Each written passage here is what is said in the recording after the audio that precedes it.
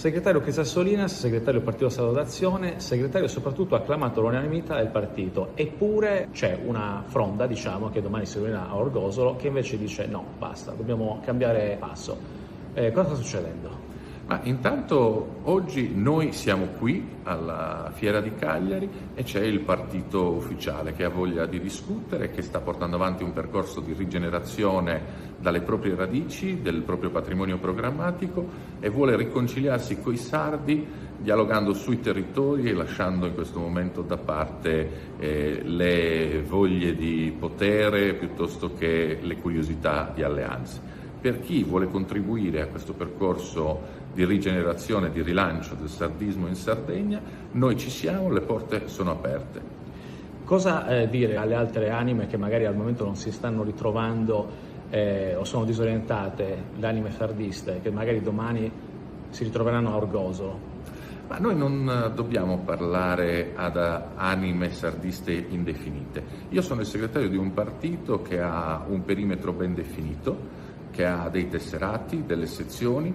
Dentro quelle sezioni, dentro quei tesserati si svolge la vita associativa.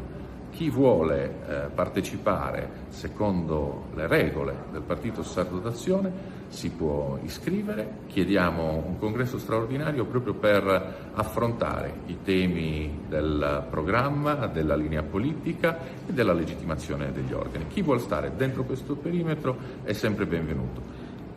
Da oltre 2 anni l'attuale mandato della Presidente Todde si sta ritrovando ad affrontare i vari temi, i vari dossier regionali, trasporti, sanità. Nella precedente legislatura, la vostra, la 16ª, ricordiamo una opposizione che non mancava occasioni di stigmatizzare la singola azione. Eppure oggi ci ritroviamo a constatare che non solo molte leggi vengono impugnate dal governo con puntualità, ma manca proprio, diciamo, il cosiddetto piglio del legislatore. Ma in verità dicemmo allora che c'era una sproporzione dialettica, era una opposizione più rumorosa che numerosa nella regione e questo è certificato anche dal fatto che i sardi alle elezioni regionali hanno fatto vincere la formula politica che sosteneva la mia presidenza. Io non sono stato candidato a presidente, quindi non c'è stata la sfida tra la continuità e la proposta politica della Presidente Todde.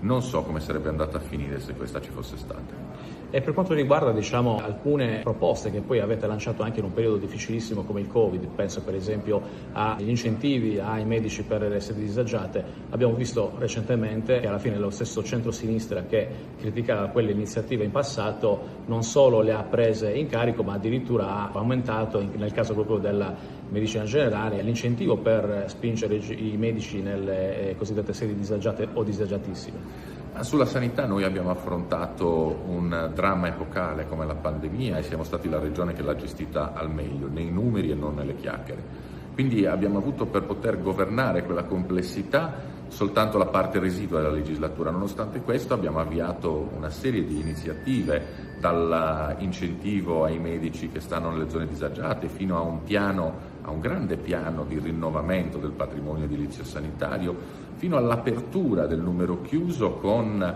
un incentivo sulle scuole di specializzazione ad ampliare i numeri. Tutto questo chiaramente ha bisogno dei tempi, quindi sono state scelte che guardavano al futuro. Probabilmente oggi questa Giunta, se non avesse da raccogliere i frutti del lavoro fatto nella precedente, potrebbe presentare ben poco ai sardi. Da ex Presidente, quale, diciamo, consiglio si sente di dare in questo particolare momento storico all'attuale mandato regionale? È sempre una cosa che io non gradisco dare consigli da ex. È giusto che chi governa si assuma fino in fondo la propria responsabilità, anche perché quando faceva l'opposizione ha annunciato a tutti i sardi di avere le formule vincenti per risolvere tutti i problemi della Sardegna.